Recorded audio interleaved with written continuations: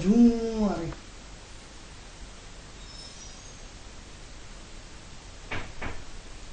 UCN राजधानी channel में आपका स्वागत है। मैं हूं ज्योतिषाचार्य आनंद। नित्य प्रतिदिन की तरह हम अपने कार्यक्रम किस्मत सवारी के साथ फिर उपस्थित हुए हैं। मित्रों, ये कार्यक्रम सिर्फ आपके लिए है, आपकी समस्याओं के समाधान के लिए है। अगर आप हमारे कार्यक्रम से जुड़ना चाहते हैं तो हमारी टीवी स्क्रीन पर जो नंबर चल रहा है उस नंबर पर हमें कॉल करें। उस कॉल के माध्यम से आप हमारे कार्यक्रम से जुड़ सकते हैं। मित्रों, अगर आप चाहते हैं आपकी विदेश यात्रा हो, आप अपने कर्जे से मुक्त होना चाहते हैं, या आप अपने दायित्व को अच्छे ढंग से नहीं निभा पा रहे हैं, उसके कारण और निवारण के लिए आप हमें कॉल कर सकते हैं। या आपके जीवन में जिस तरह से प्रगति का ग्राफ लगातार अप एंड डाउन होता रहता है, या आपको आपकी मेहनत के अनुरूप आपको परिणाम नहीं मिल पाता, उसके कारण और निवारण के लिए भी आप हमें फ़ोन कर सकते हैं। अगर आप चाहते हैं कि आपके बच्चे को किस विषय में जाना चाहिए, उसको कौन सा विषय लेना चाहिए, उसका लाइन क्या होगी, उसको कलेक्टर बनना है, कमिश्नर बनना है, इंजीनियर बनना है, ये वर्ष आपका कैसा रहेगा, शेयर बाजार से संबंधित जुड़े हुए प्रश्नों के लिए आप फोन कर सकते हैं। आपके लिए कौन से काम में इन्वेस्टमेंट का समय उपयुक्त रहेगा, इसमें आपको इन्वेस्टमेंट करना चाहिए या नहीं करना चाहिए, प्रॉपर्टी में इन्वेस्टमेंट आपके लिए लाभदायक है या नहीं है, ऐसे अनेकों प्रश्न का उत्तर आप हमारे कार्यक्रम किस्मत सवारी के माध्यम से घर बैठे पा सकते हैं।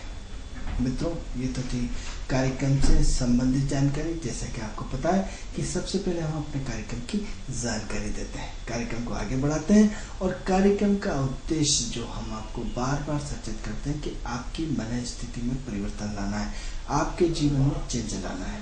भगवान कृष्ण के अनुसार, गीता के 18 अध्याय के अनुसार, सर्वे भवन्तु सुखिनः सर्वे सन्तु निरामया, यानी सब पूरा ये विश्व जो है, हमारा ब्रह्मांड जो है, हमारा वसुदेव कुटुंब है। इस वसुदेव कुटुंब में हमारी उन्नति तभी हो सकती है जब हमसे जुड़ा हुआ हर व्यक्ति प्रसन्न रहे, हर व्यक्ति निरोगी रहे, हर व्यक्ति जीवन में प्रगति करे, उन्नति करे, तभी हमारे जीवन का उद्देश्य सार्थक होता है।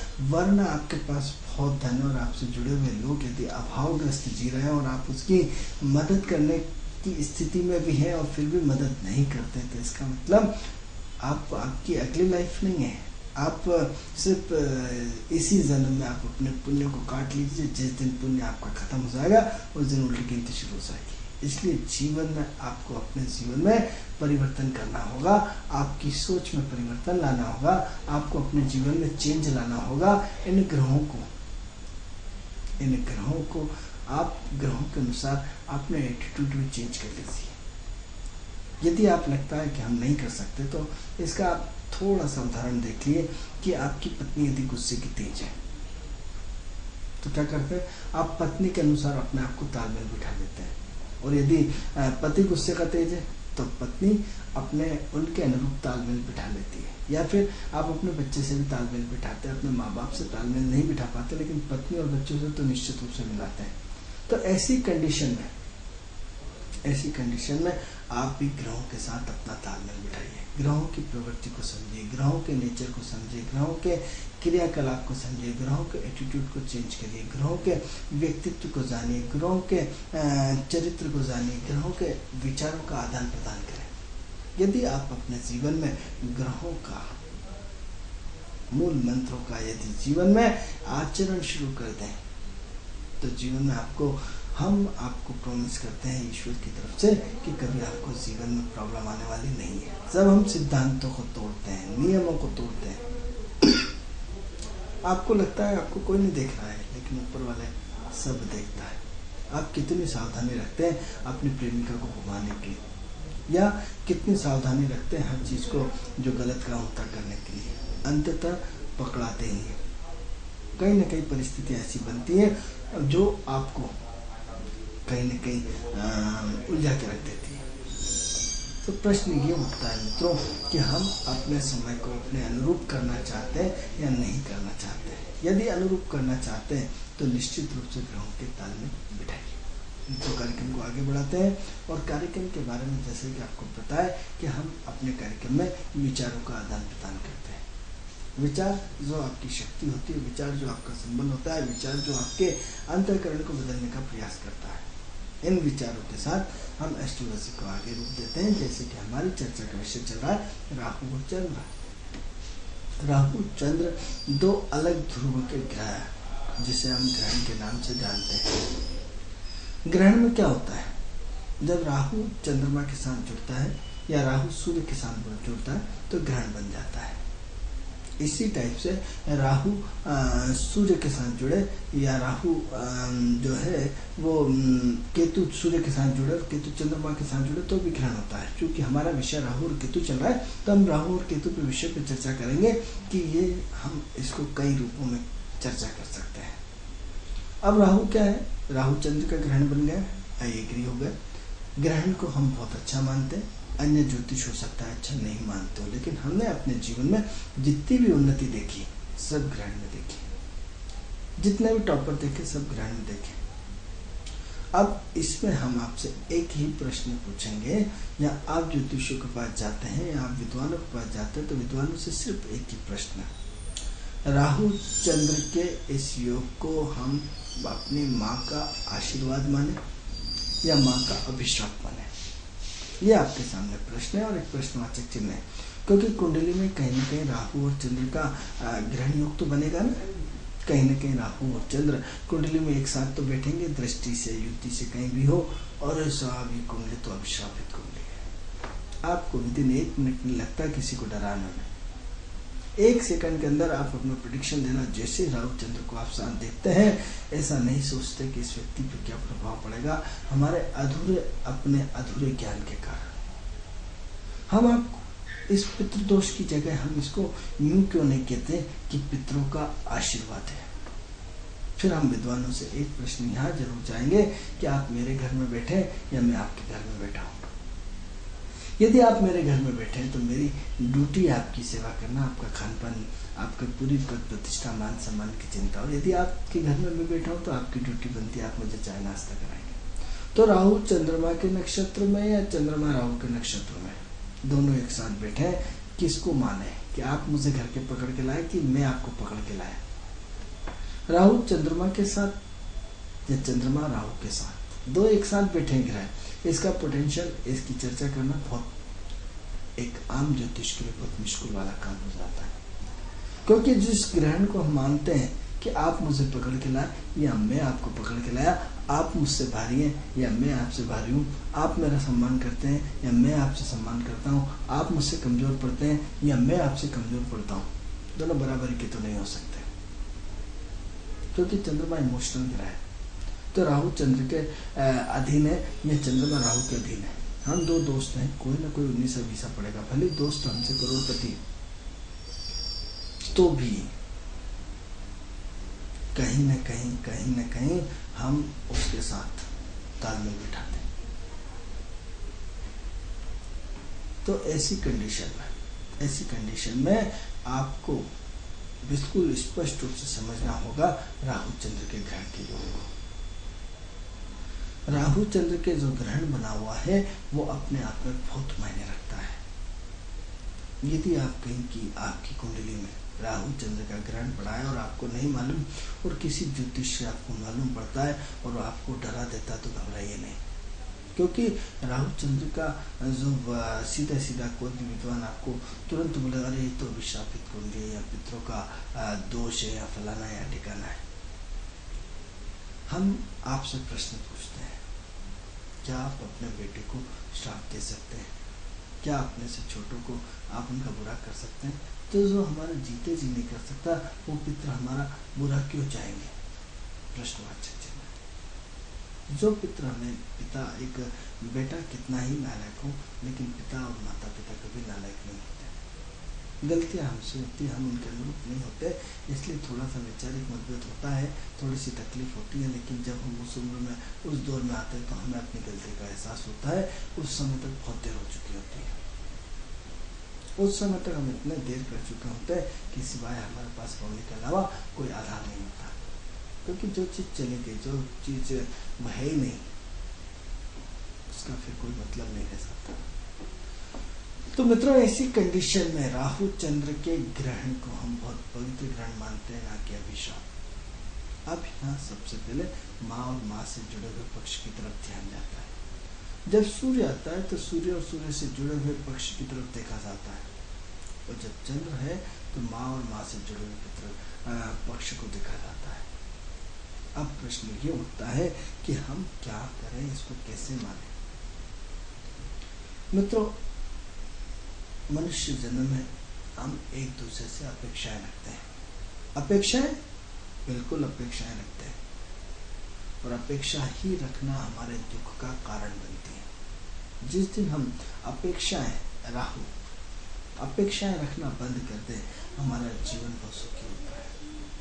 हर एक छोटा आदमी अपने से बड़े से अपेक्षा रखता है, हर एक बड़ा आदमी उससे बड़े से अपेक्षा रखता है। तो जब हम अपेक्षाएं रखते हैं, तो ये जब हमारी अपेक्षाएं हमारे अनुरूप खरा नहीं उतरती है, तब हमारे लिए बड़ा दुख होता है, बहुत तकलीफ होती है। हम अपने आप को नेगेटिव में लेना शुरू कर देते हैं, और नेगेटिव में लेना शुरू कर देते हैं, और यहीं से हमारी नेगेटिविटी की कहानी शुरू हो जाती है। क्योंकि राहु चंद्र का जो अपेक्षाओं का रूप है, क्योंकि राहु महत्वाकांक्षी है, चंद्रमा इमोशनल है। अपेक्षाएं जब भी होंगी, उसमें सिर्फ दुख के अलावा कुछ नहीं मिलता। अब इन अपेक्षाओं को हम कैसे अपने जीवन में अपनाएं? मित्रों, हम आपसे सिर्फ एक ही चीज हमारे यूसीएन राजधानी चैनल के माध्यम से बोलेंगे कि अपेक्षाएं सिर्फ परमात्मा से रखिए, ईश्वर से रखिए, अनुग्रह से रखिए। अपने वालों से अपेक्षाएं मिलने के बाद सिवाय आपको लांछन के अलावा कुछ नहीं मिलना है। आपने किसकी कितनी मदद करी कोई दिक्कत नहीं है, लेकिन कुछ लोगों से आपने जरा सी मदद ले ली तो आपको 1000 लोगों के सामने हमेशा टोकते रहेंगे, देखो मैंने इसकी मदद करी थी। अपेक्षाएं सिर्फ परमात्मा से रखें। मित्रों, हम भी इस ज्योतिष विषय जगत में आए थे, तो हम भी जब भी कोई बड़ी पार्टी मिलती थी, बहुत बड़ी अपेक्षा होती थी, लेकिन जब हम अपने आप को वॉश किया तो पूरी जिंदगी चेंज हो गई। मित्रों, जिस दिन से हमने अपेक्षाएं रखना बंद कर दी, हम बड़े, ईश्वर ने हमें बड़ा बनाया। हमें उन हजारों लोगों में ज्योतिष का चयन करके ईश्वर ने हमें विद्या दी। हम मतलब परमात्मा की कृपा। तो हम किस आदमी से अपेक्षा रखते जो हमारे पास आए, और हम उससे अपेक्षा रखें। मित्रों, जिस दिन से इस चीज का आभास हुआ, अपेक्षा रखना बंद हो गई। और जिस दिन से अपेक्षाएं यकीन मान के चलिए, अपेक्षाएं रखना बंद जिस दिन से करिए, उस दिन से बहुत सारी समस्याएं खत्म हो गई। बहुत सुकून मिला, इतना सुकून मिला कि आपको आप परिकल्पना भी नहीं कर सकते। ईश्वर ने उस दिन के बाद सारी चीजें धीरे धीरे देना शुरू करी। लेकिन जब तक हम अपेक्षा रखते थे, तब तक बहुत परेशान रहते थे, क्योंकि नियम और सूत्र सब पे लागू होता है। जिस दिन से अपेक्षाएं रखना बंद कर दी, जीवन में ईश्वर ने धीरे धीरे सारी चीजें देना शुरू कर दी, जिसकी कि हम सोच नहीं सकते। तो मित्रों, हम आपसे ये कहना चाहते हैं कि राहु बहुत अपेक्षित ग्रह है, चंद्रमा बहुत इमोशनल है। भावुक होना सबसे दुख का कारण होता है। इमोशनल होना बहुत दुख का कारण है। आप बच्चे से इमोशनल होइए, बच्चा आपका कहना मानना बंद कर देता है। आप पत्नी से इमोशनल होइए, पत्नी आपके सिर पर चढ़ जाती है। आप दोस्तों में इमोशनल होइए, दोस्त आपका शोषण करना शुरू कर देते हैं। जब जब आप इमोशनल्स होते हैं, चंद्रमा को बलवान करते हैं, आपकी जिंदगी खतरे की घंटी शुरू हो जाती है, क्योंकि लूटामारी का एक सिस्टम शुरू हो जाता है। अब यहाँ दो चीजें होती हैं, एक तो हम ऋणी हो जाते हैं, या हमें ऋण चुकाना होता है। क्योंकि इमोशनल आपके हाथ में नहीं लिखा है। चंद्रमा जिससे जुड़ेगा तभी तो व्यक्ति इमोशनल होगा। हर व्यक्ति इमोशनल है, लेकिन विषय अलग अलग है।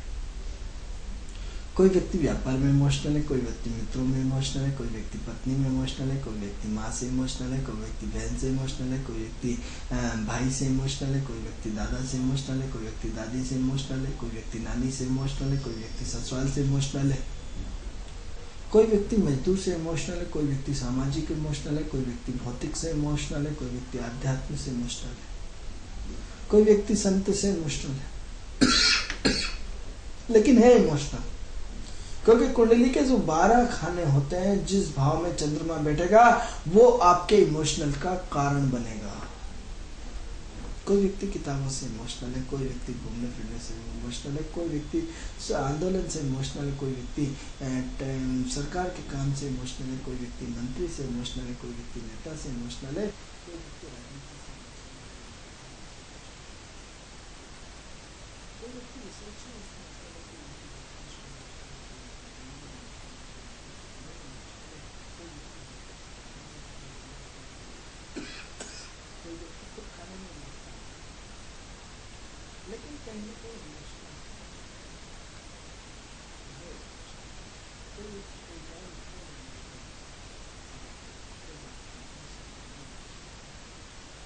कोई व्यक्ति रनिंग करने में लेकिन हम आपके इस इमोशनल को बिल्कुल नहीं है, क्योंकि इमोशनल मिले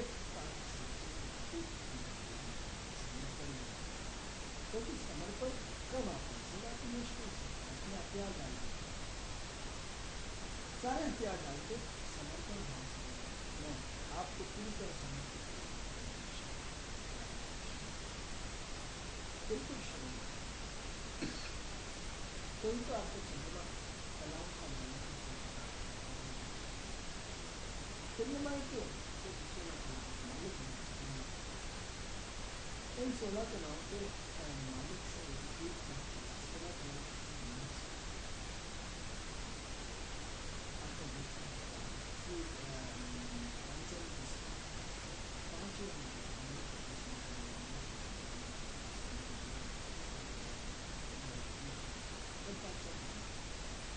द्रौपदी को इसकी समझ उन्होंने मेरे लिए बात करते थे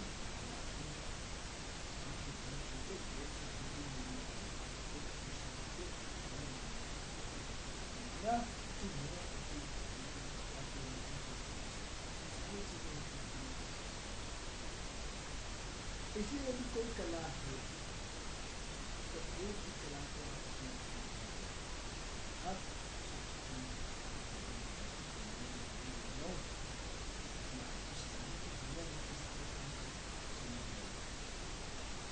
एक व्यक्ति एक ही कला में अब्दुल कलाम ने अपनी पूरी जिंदगी रिसर्च में लगा, एक व्यक्ति पूरी जिंदगी व्यापार में लगा देता, एक व्यक्ति जिंदगी ज्योतिष में लगा देता, एक व्यक्ति पूरी फिल्म इंडस्ट्री में लगा देता। आपकी अपनी पहचान। सचिन तेंदुलकर चाहते कि क्रिकेट भी खेलूँ, फुटबॉल भी खेलूँ, सारी चीज़ें खेलूँ, तो शायद उनका भारत पद्मश्री से सम्मानित नहीं किया जाएगा। कोई फैन नहीं, एक ही टारगेट नहीं, सिर्फ क्रिकेट। क्या हो गया? क्रिकेट के पर्यावरण में आपकी इतनी विषय को लेकर के एक चंद्रमा को डेवलप करो, एक कला को डेवलप करो, उस कला में अपने आप को समर्पित कर दो, इतना समर्पित कर दो कि आपको आपका शरीर, आपका दिमाग, आपको कुछ नहीं पता। जब हम पढ़ते थे एस्ट्रोलॉजी में तो सिर्फ जुनून होता था। आप यकीन मानिए इतना सब कुछ एक दिन में नहीं हुआ है। कहते हैं ना, आप मेरे चेहरे की खुशी देखी, मेरे पाँव के छाले नहीं देखे। तो यदि इतना सब कुछ हुआ है तो उसके पीछे रात और दिन की तपस्या, रात और दिन की मेहनत है, ईश्वर की कृपा से। ईश्वर जिसको तपाना चाहता है, जिसका चयन करना चाहता है, जिसको इसमें भागीदारी बनाना चाहता है, उसी को पकड़ता है। आप चाह कर भी नहीं कर सकते, नहीं चाह कर भी नहीं कर सकते। जब तक उसकी कृपा नहीं बरसेगी कुछ भी नहीं होने वाला है। तो इमोशनल कई चीजों में बहुत अच्छे होते हैं तो कई चीजों में खराब होते हैं। खराब इन द सेंस अपने इमोशनल को बेवजह मदद करना चाहिए। आपको परेशान आप किसमें इमोशनल में बहकर के किसी व्यक्ति की मदद करते हैं? सक्षम जो ऑलरेडी व्यक्ति सक्षम है उसके आप पूरी तरह आप जाएंगे। हम आपको जीवन में फिर एक सुधारने का रास्ता बताते हैं। मित्रों, यदि आप उन्नति करना चाहते हैं, बड़े से बड़े व्यक्ति क्या चाहते हैं? शादी बताते हैं, ठीक तरीके से 1,000, 2,000, 5,000। भगवान आपका एक जन्म तो नहीं, 7 जन्म भी भला करने वाला नहीं है। वो 7,000, 5,000 वो गिफ्ट पैसे यदि किसी गरीब को दिए जाते तो आपके लिए दुआएं मांगो। आपने क्या करा? जो ऑलरेडी एक व्यक्ति सक्षम समझते जिनने अरबों खरबों रुपए ईमानदारी की मेहनत से न कमा करके बेईमानी की मेहनत से कमाए, रिश्वत लेके कमाए, गलत काम करके बनाए, करोड़पति अरबपति की तरह शादी करता है, आप उसी को जाके 5,000 रुपये की गिफ्ट देते हो, हंसते हुए रहते क्या? एक गरीब जो चौराहे पे खड़ा हुआ है उसको आपने यदि 10 रुपये मांगे तो माँ भगा देते हैं, लेकिन एक बड़े व्यक्ति के आप अपनी 5,000 रुपये की गिफ्ट, सोने की चेन या अंगूठी कुछ भी हंसते हुए दे देते हैं। आपके 5,000 से उस बड़े आदमी पे कोई प्रभाव नहीं पड़ने वाला है। इसलिए मित्रों, एक नई परंपरा को समझें। बार बार हम आपसे बोलते हैं कि हम आपको एक नए सिद्धांत पे लाना चाहते हैं।